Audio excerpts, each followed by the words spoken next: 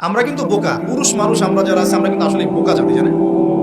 আমি আমার বয়স অনেক কম যদিও আপনাদের চাইতে, তবে আমি কিছু বিষয় ফিল করেছি আমার লাইফে, যেটা আমি মনে করি আলহামদুলিল্লাহ আল্লাহ পাক আমাকে নিয়ামত দিয়েছে।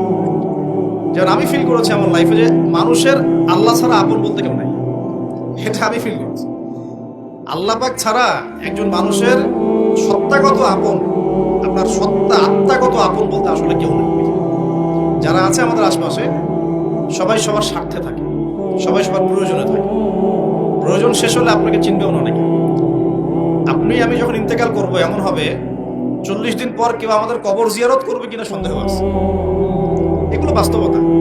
আর আমরা বোকা কেন জানেন? আমরা এই দুনিয়ার মানুষদের স্বার্থেই, আমার আশপাশের মানুষগুলোর স্বার্থেই সারা জীবন আল্লাহর বিরুদ্ধে চলি, আরাম খাই, সুদ খাই, ঘুষ খাই, দুর্নীতি করে ওদের মুখে হাসি ফোটানোর জন্য।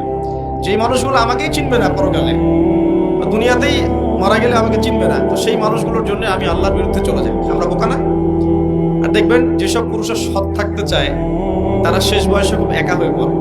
খেয়াল করে দেখেন, যে পুরুষটা সৎ থাকতে চায় শেষ বয়সে গিয়ে দেখবেন তারা খুব একাকিত্বে ভুগছে। এখন একটা কমন সমস্যা, এটা অনেক প্রবীণ মানুষ যারা আছেন তারা কিন্তু একাকিত্বে ভোগেন, খুব একাকিত্বে ভোগেন।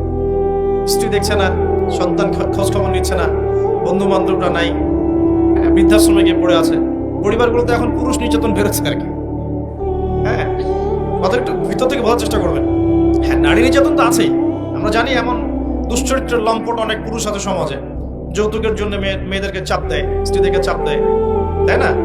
শারীরিক মানসিক নির্যাতন করে না? মেয়েদের প্রতিও চরম নির্যাতন হয়, কিন্তু পুরুষদের উপরেও কিন্তু দিন দিন নির্যাতন বাড়ছে। আমরা কিন্তু এই সেন্সে বোকা হয়ে গেছি। চালাক হব কখন? যখন আমরা আমাদের দুনিয়ার প্রতিটা কাজ আল্লাহর সন্তুষ্টির জন্য করব। দুনিয়ার প্রতিটা কাজ যদি আমরা আল্লাহর সন্তুষ্টির জন্য করি, তাহলে আমরা কারো ব্যবহারে কথায় কষ্ট পাবো না ইনশাআল্লাহ। কারণ আমাদের সলাত, ইন্না সলাতি ওয়া নুসুকি মাহইয়ায়া ওয়া মামাতি, আমাদের সলাত সব স্যাক্রিফাইস, জীবন মৃত্যু কার জন্য? আল্লাহর কাছে আমার এক্সপেকটেশন থাকবে, যে আল্লাহর কাছে আমি চাই, কোনো মানুষের কাছে কোনো এক্সপেকটেশন নাই, তখন আপনি কষ্ট পাবেন না। জীবনে সুখে থাকার ফিলোসফি অফ হ্যাপিনেস হচ্ছে এটা।